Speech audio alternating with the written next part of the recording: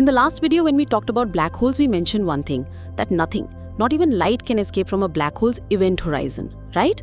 But what if I told you that a black hole could send something out from its inside, and that something could eventually destroy it?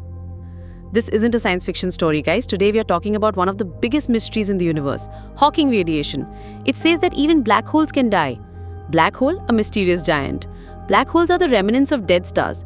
Their gravitational pull is so immense that once something crosses a certain boundary, the event horizon, nothing can come back out. This question shocked the scientific world. If nothing comes out of a black hole, then how can it die? How can its mass decrease? While the scientific world was struggling with this unanswered question, a genius provided the answer. Stephen Hawking found this answer. In 1974, he proposed a theory: black holes can emit a type of radiation around them. That's Hawking radiation. How does Hawking radiation work? Simplified. Let's explain this simply. Even in empty space, virtual particles, that is, a particle and its antiparticle pair, constantly pop into existence and then immediately disappear.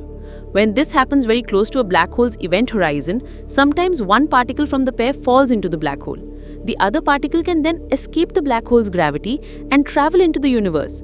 This escaping particle is what we call Hawking radiation. It carries energy away from the black hole. What happens because of this?